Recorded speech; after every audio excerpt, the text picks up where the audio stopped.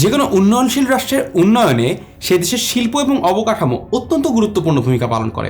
বাংলাদেশেরও জিডিপির 1/3 আসে শুধুমাত্র ইন্ডাস্ট্রি অর্থাৎ শিল্প খাত থেকে। যদি তুমি রপ্তানি আয়ের কথা চিন্তা করো তাহলে এই অবদানটা আরও অনেক বেশি, কারণ আমরা যেই জিনিসগুলো শিল্প কারখানা থেকে উৎপাদন করি তার বেশিরভাগ কিন্তু আমরা রপ্তানি করে দিই, তাই রপ্তানি আয়ের একটা বড় অংশ এই শিল্প খাত থেকে আসে। কিন্তু সমস্যা হচ্ছে যে বাংলাদেশের শিল্পে গার্মেন্টস শিল্পের উপর নির্ভরতা অত্যন্ত বেশি, অর্থাৎ এই যে শিল্প খাত রয়েছে এর একটি অত্যন্ত বড় অংশ গার্মেন্টস শিল্প জুড়ে রয়েছে।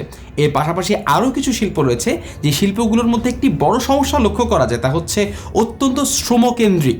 অর্থাৎ বাংলাদেশের শিল্প কারখানাগুলোতে বাংলাদেশের যে ইউএসপি বা ইউনিক সেলিং পয়েন্ট রয়েছে সেটা হচ্ছে বাংলাদেশের শ্রমবাজার। বাংলাদেশ শ্রমবাজার নির্ভর একটি শিল্প খাত তৈরি করেছে।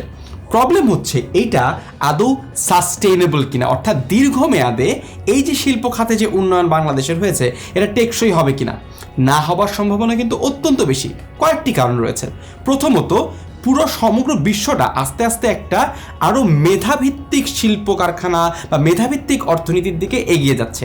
এমন একটা পৃথিবীর দিকে আমরা যাচ্ছি সেখানটাতে মানুষ, কোনো একটি দেশের মানুষ যখন অনেক বেশি মেধাবী হবে, সেই দেশে যত বেশি ইনোভেশন হবে সেই দেশ তত বেশি অর্থনীতিতে এবং শিল্পে উন্নয়ন করবে। তুমি টিভি খুললে বা ইন্টারনেট খুললে লক্ষ্য করবে যে রোবট চলে এসেছে, এআই চলে এসেছে। এই প্রযুক্তিগুলো চলে আসার ফলে যেটি হচ্ছে যে বিভিন্ন দেশের শিল্প কারখানাগুলো আরও বেশি স্মার্ট হয়ে যাচ্ছে, রোবট দিয়ে অনেক কাজ করে ফেলা যায়। তাই আজকে বাংলাদেশের শিল্প কারখানাগুলো, বিশেষ করে গার্মেন্ট ফ্যাক্টরিগুলোর মতো যে কারখানাগুলো রয়েছে সেগুলো একটা সময় কিন্তু অবসোলিট হয়ে যেতে পারে। অর্থাৎ আমরা যে ধরনের সার্ভিস প্রোভাইড করে থাকি সেগুলো কিন্তু আস্তে আস্তে বৈদেশিক যে রাষ্ট্রগুলো রয়েছে তাদের নাও লাগতে পারে। কারণ ধরো আমরা একটা গার্মেন্ট ফ্যাক্টরিতে একটা কাপড় সেলাই করি এবং কাপড়ের মধ্যে আমরা বোতাম লাগাই। যদি একটা রোবটকে শিখিয়ে দেওয়া যায় সে একটা মানুষের তুলনায় 600 গুণ দ্রুত বোতামগুলো লাগাতে পারে।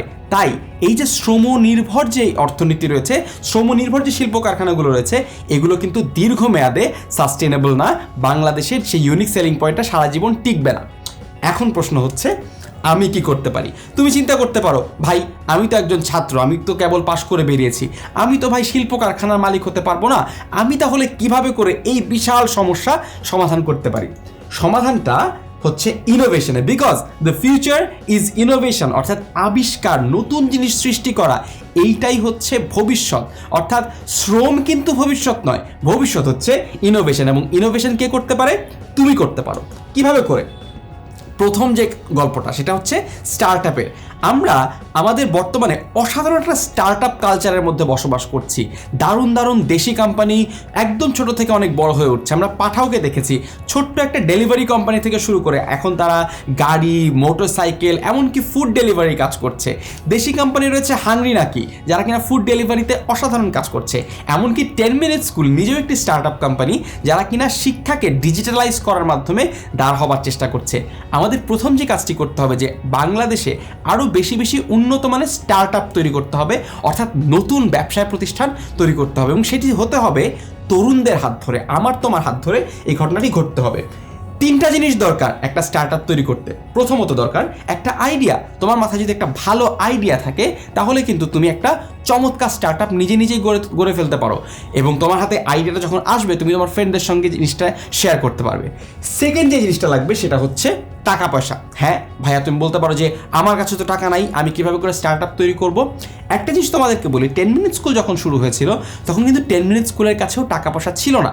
আমরা কিন্তু অনেক সময় নিজের পকেটের টাকা দিয়ে কিংবা নিজের টিফিনের বাঁচানো টাকা দিয়ে, টিউশনি করে কামানো টাকা দিয়ে সেই সবগুলো টাকা জোগাড় করেই নিজেদের ব্যবসাটা শুরু করেছিলাম এবং পরবর্তীতে আমরা স্পন্সরশিপ পেয়েছি।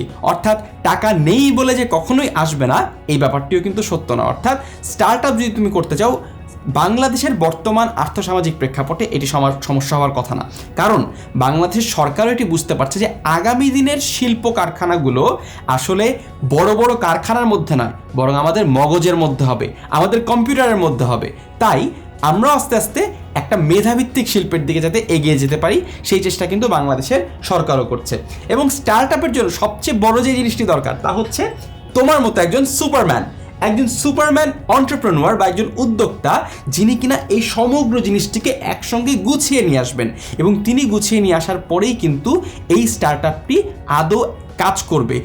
এই মানুষটা যদি না থাকে, অর্থাৎ তুমি যদি না থাকো, তুমি যদি স্টার্টআপটা শুরু না করো, তাহলে কিন্তু যতই টাকা থাকুক, যতই তোমার মনের মধ্যে আইডিয়া থাকুক, কোনোভাবেই কিন্তু কাজ হবে না। এই সব কিছু মিলে তোমাকে একজন উদ্যোক্তা হয়ে উঠতে হবে, এবং উদ্যোক্তা যদি তুমি হয়ে ওঠো, তাহলে দেখবে যে অনেক বড় বড় কারখানা সারা বছর যতটুকু জিডিপিতে অবদান রাখছে, তুমি বাসায় বসে তোমার কম্পিউটারে বসে এর সমান বা এর থেকে বেশি অবদান তুমি রাখতে পারবে। পরবর্তী যে কাজটি তুমি করতে পারো তা হচ্ছে রোবোটিক্স অ্যান্ড আর্টিফিশিয়াল ইন্টেলিজেন্স। এই দুটো খাত নিয়ে কেন কথা বলছি, কারণ বলেছিলাম যে এটাই হচ্ছে ভবিষ্যৎ। আমরা ভবিষ্যতের ইন্ডাস্ট্রি নিয়ে যখন চিন্তা করি, তখন শুধুমাত্র স্টার্টআপ নিয়ে চিন্তা করলে হবে না, আমাদেরকে রোবোটিক্স নিয়ে চিন্তা করতে হবে এবং আর্টিফিশিয়াল ইন্টেলিজেন্স নিয়ে চিন্তা করতে হবে। যারা কম্পিউটার সায়েন্সে পড়ছো কিংবা যারা ইঞ্জিনিয়ারিং পড়ছো, তারা এই দুটো খাতে নিজের মেধাকে গড়ে তুলবার চেষ্টা করো, কারণ এই দুটো খাতে যদি তুমি চেষ্টা করো, তাহলে তুমি শুধুমাত্র বিদেশে গিয়ে কিছু করতে পারবে তাই নয়, তুমি বাংলাদেশের যে কোম্পানিগুলো রয়েছে সেখানটাতে কিন্তু অবদান রাখতে পারে। কে জানে যে এই ভিডিওটা দেখছে এমন কেউ হয়তো এই ভিডিওটা দেখার পরে 10 মিনিট স্কুলের জন্য একটা এডুকেশনাল রোবট বানিয়ে ফেলবে, বা 10 মিনিট স্কুলের জন্য একটা আর্টিফিশিয়াল ইন্টেলিজেন্স তৈরি করবে, যার মাধ্যমে আমরা আরও চমৎকার ডিজিটাল এডুকেশন দিতে পারবো। সুতরাং আমরা যারা এই স্টার্টআপের দুনিয়ায় চিন্তা করছি বা ইনোভেশনের দুনিয়ায় চিন্তা করছি, তাদের একটা ফোকাস পয়েন্ট হওয়া উচিত রোবোটিক্স অ্যান্ড আর্টিফিশিয়াল ইন্টেলিজেন্স। এবং লাস্ট যে কথাটা বলতে চাই তা হচ্ছে সাপোর্ট লোকাল ব্র্যান্ডস। আমরা দেশীয় শিল্প কারখানাগুলোকে যদি প্রোটেক্ট করতে চাই, যদি তাদেরকে রক্ষা করতে চাই এবং সাস্টেইনেবল দীর্ঘমেয়াদে টেকসইভাবে তৈরি করতে চাই, আমাদেরকে সবার আগে নিজস্ব যেই কোম্পানিগুলো রয়েছে বাংলাদেশে, সেই কোম্পানিগুলোকে প্রোটেক্ট করতে হবে। কীভাবে করে প্রোটেক্ট করতে হবে ভাব? আমরা বেশি করে তাদের পণ্য কিনবো এবং তাদের অর্থায়নে আমরা সহযোগিতা করব। তুমি যদি কোনো একটা স্টার্টআপের সাথে নিজে জড়িত হতে পারো, সেটা তো খুবই ভালো হয়। পাশাপাশি যে প্রতিষ্ঠিত ব্র্যান্ডগুলো রয়েছে সেগুলোকে তুমি সমর্থন করতে পারো। বাংলাদেশের চমৎকার চমৎকার ব্র্যান্ড আছে, আড়ং আছে, পাঠাও আছে, প্রাণ, এসিআই, মিল্ক ভিটা, ওয়ালটন, মেঘনা গ্রুপ, স্কোয়ার, এরকম অসংখ্য বড় বড় শিল্প প্রতিষ্ঠান বাংলাদেশের জিডিপিতে প্রতিনিয়ত অবদান রেখে আসছে। তোমার সমর্থন যদি এই কোম্পানিগুলো পায়, বা তোমার বন্ধুর যে নতুন কোম্পানিটি সে ওপেন করেছে সেটিকেও যদি তুমি সমর্থন দাও, তাহলেই কিন্তু বাংলাদেশের যে শিল্প কারখানা রয়েছে, শিল্প খাত রয়েছে, সেটা দীর্ঘমেয়াদে সাস্টেনেবল হবে।